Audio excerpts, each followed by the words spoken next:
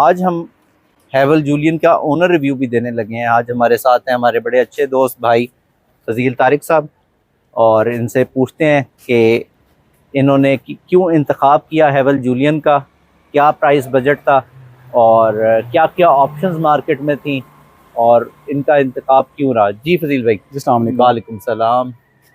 जी इसका इंतखाब या इसको चूज़ इसलिए किया कि मेरा बजट था तकरीबन 7 to 8 मिलियन के बीच में, ठीक है। जो मैं लेके चला था। और उस बजट में पहले भी हम जो लेते रहे हैं वो टोयोटा करोला, ग्रैंडी, एल्टिस उस लेते रहे हैं, तो उसी में अपग्रेड कर रहे थे। तो अब उसके अंदर जब मैंने अब ऑप्शंस देखी कि नई मार्केट में ऑप्शंस क्या हैं, एक्सप्लोर करें थोड़ा सा, ठीक है। तो उसमें गए तो आगे ग्रैंडी में वही थी जो पीछे कई सालों से चलती आ रही है, फेस लिफ्ट आ रहा था। उसके बाद अगली ऑप्शन में स्पोर्टेज अल्फा, वो भी कंसिडर की। फिर उसके बाद टोयोटा क्रॉस। स्पोर्टेज अल्फा का प्राइस बजट में फिर थोड़ा सा बड़ा था, लेकिन एक दफ़ा कंसिडर की कि कितना बजट एक्सपेंड करें तो क्या चीज़ आ जाती है। ठीक है। वो तकरीबन 96 की पड़ जाती है। तो उसके बाद एक फिर हेवल पे गए तो वहाँ पे सरप्राइजिंगली नज़र पड़ी जूलियन पे। अच्छा। अब जूलियन देखी तो इसके अंदर ये इसके जो प्राइस है वो 8.2 मिलियन है, और इसके अंदर जो फीचर्स एक्स्ट्रा जो मिल रहे थे टोयोटा करोला या होंडा सिविक की निस्बत वो थे कि आपको पैनोरामिक रूफ मिल जाती है। अच्छा। ऑटो सारे विंडोज़ मिल जाती हैं, साथ आपको हेड्स अप डिस्प्ले है और स्पेशियस है अंदर से। अडॉप्टिव क्रूज कंट्रोल है, डैश फीचर्स हैं। तो ये काफ़ी अच्छा एक उसमें एक एक्स्ट्रा बेनिफिट मिल रहा था, जिसकी वजह से प्लस इसकी रोड एग्जिस्टेंस बहुत खूबसूरत है मेरे हिसाब से। करोला या सिविक इसको भी कंसीडर किया गया कि देखा जाए कि ये नई गाड़ी आई है, क्या इसका फेलियर तो नहीं है, मार्केट ने एक्सेप्ट किया है इसे कि नहीं। तो फिर चेक किया तो मार्केट में ऑलरेडी ये गाड़ियाँ पिछले 3 साल से चल रही हैं और 1-1 लाख किलोमीटर से ऊपर उनकी सर्विस के लिए आ रही हैं जब मैंने चेक की हैवल की सर्विस सेंटर से। तो इसका मतलब है मार्केट ने भी एक्सेप्ट कर लिया और मार्केट के वर्ती भी है कि यहाँ पे सस्टेन कर रही है। और इट्स अ क्रॉसओवर और सेडान नहीं है, थोड़ा सा अपग्रेड हो जाता है उसमें, तो इसलिए ये इस प्राइस रेंज में was the best option available in the market. क्या चैलेंजेस थे हैवल बुक कराने के? कितने टेन्योर में आपको बुकिंग के बाद गाड़ी मिल गई? क्या ऑनेस्टली मुझे तो इतना चैलेंज नहीं फील हुआ। अच्छा। बस ये था कि इसका लिमिटेड स्टॉक अवेलेबल था, क्योंकि ये 1.5 है नॉन हाइब्रिड। इसमें एक दूसरा वेरिएंट आता है जो कि हाइब्रिड है, which is around 9.2 million above.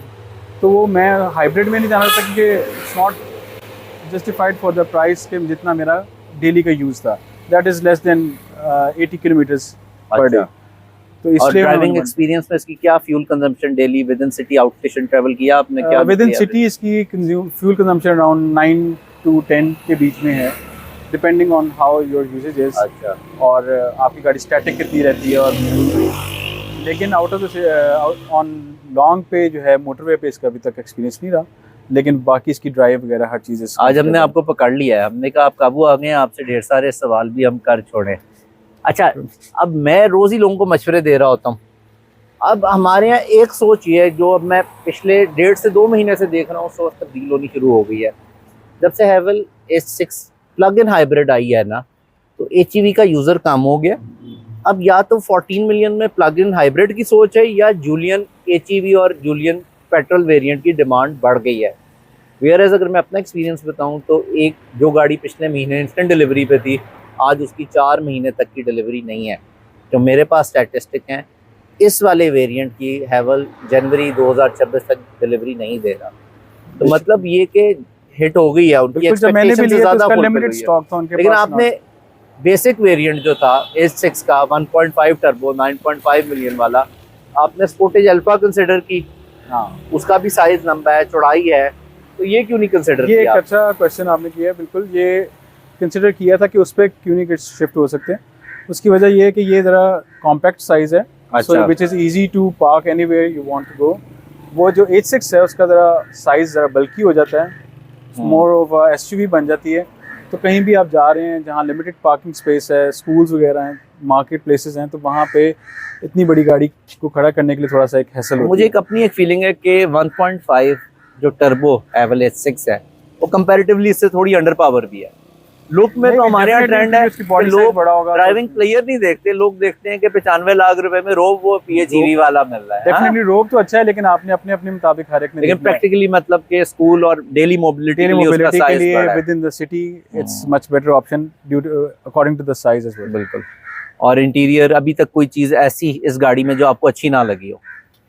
अभी तक कोई अच्छी ना लगी हो उसमें, शायद इसमें डैश फीचर्स इतने ज़्यादा हैं और सेफ्टी फीचर इतने ज़्यादा हैं कि जिसकी वजह से बंदा थोड़ा सा होता है कि वो इजी एक्सेस में कंट्रोल्स नहीं है। अच्छा। ज़्यादा कंट्रोल्स सारे ही स्क्रीन्स में चले गए, जिसकी वजह से थोड़ा सा हमें ओल्ड स्कूल होने की वजह से थोड़ा सा अच्छा फर्क पड़ता है। यानी बाकी AC वगैरह के मैनुअल भी होने चाहिए थे। कुछ जो बेसिक फंक्शंस हैं वो मैनुअल होने चाहिए ताकि बटन्स के थ्रू हो। अच्छा। बाकी जो बेसिक एडवांस फीचर्स हैं वो अंदर बेसिक स्क्रीन से हो जाए, दैट्स फाइन।